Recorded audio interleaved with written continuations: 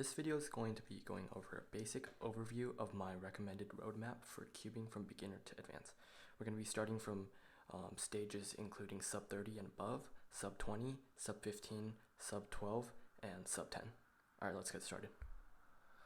Alright, so starting off, before breaking the sub 30 barrier, I would suggest that you learn intuitive F2L and 4-look last layer. So the CFOP method, cross F2L, 2-look OLL, and 2-look PLL. So watch walkthrough solves to help improve your intuitive F2Ls and try to get each F2L pair in under 11 moves. My recommended splits are 4 seconds for cross, 15 seconds for F2L, 5 seconds for OLL, and 6 seconds for PLL.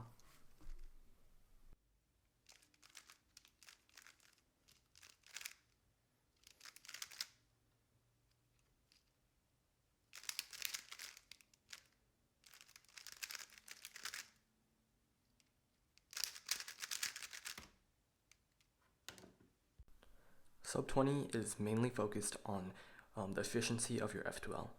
Try to solve each pair in under 8 moves, and this is the point where you should start learning some advanced F2L tricks. There's specific algorithms for cases such as this, where you have the corner inside its right slot and the edge is flipped. Normally with intuitive F2L, you'd have to take it out and then rotate and then pair them together and then finally insert. But if you learn this algorithm, it solves the pair and gives you edge orientation on top. Next, you want to be able to plan your entire cross during inspection, and you can practice this by trying to solve your cross blindfolded. And we have our cross done. Learn 1-look PLL, making sure that you learn the best algorithms, not the easiest ones to memorize so you don't have to replace them later on.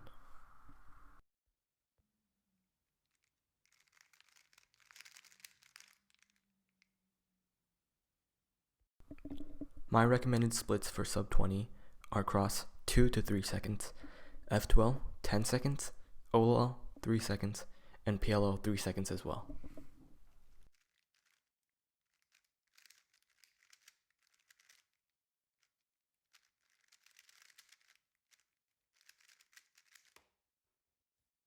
For sub 15, I think the most difficult thing that you have to work on is probably your look ahead and efficiency in your F2L. Start utilizing back slots when solving F2L and practice until you can insert pairs to the back without thinking. You also want to be subconscious when you're rotating, so you can rotate to the right place, which helps you to look ahead better. So in this case, when we're solving this pair, it's better to rotate to this side and then solve it instead of rotating to this side, since when you solve it, you're going to block both of these front slots, and then it's gonna be harder to look ahead to the back. So if you rotate to this side and then solve it to the back, you're gonna have 2 empty slots, so it's gonna help you in look ahead. You should start learning full OLL and learn about edge orientation and how it can help you during your solve.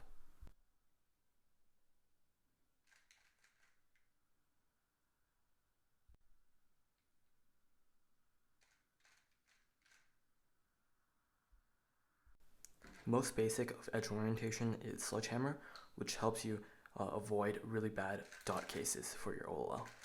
So instead you can do R prime, F, R, F prime, and that gives you a better OLL. You can drill last layer algs using the last layer scrambles in CS Timer.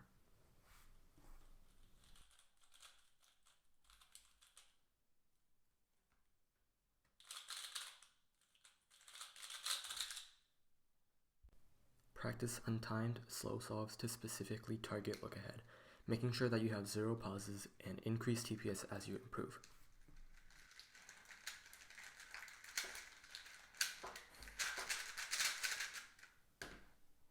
My recommended splits for sub 15 are 2 seconds for cross, 7 seconds for F2L, 2 seconds for OLL, and 3 seconds for PLL.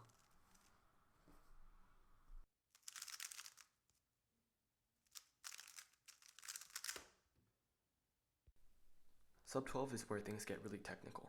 At this point, you should have a really efficient F2L, You should know lots of F2L algorithms that save you on move count compared to intuitive F2L and cut down on your rotations. You want to continue increasing the efficiency of your F2L and fluidity by improving your look ahead and watching more walkthrough solves of faster solvers. I'm going to be putting out a video just for walkthrough solves that are going to go through advanced tricks that I use in my solves. You should be using full OLL and full PLL with good algorithms, with every single alg at least sub 2.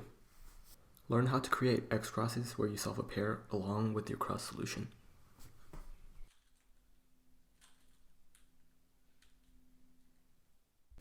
Your splits should be cross 1 second, F2L 6 seconds, OLL 2 seconds, and PLL 2 seconds.